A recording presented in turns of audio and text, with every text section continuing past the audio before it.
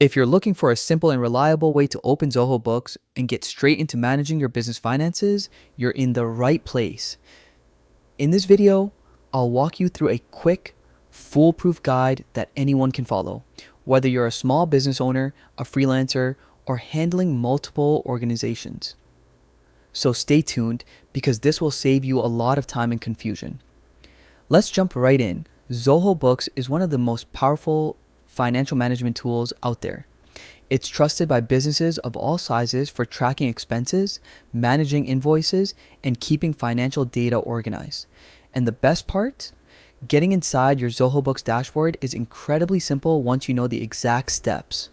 First, open any web browser on your computer or mobile device, type in zoho.com/books and hit enter. This will take you directly to the Zoho Books login page.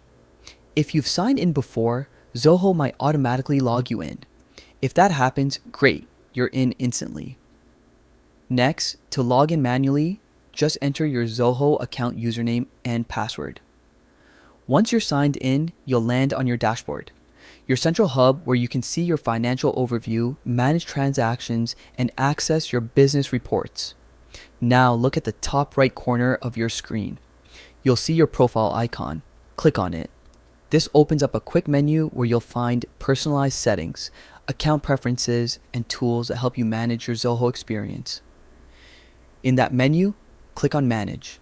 This section is extremely important because it leads you to advanced configurations, organizational settings, and everything you need to control how Zoho Books functions for your business. Finally, you'll see a list of your organizations. If you only have one business, simply select it and Zoho Books will open that organization's workspace.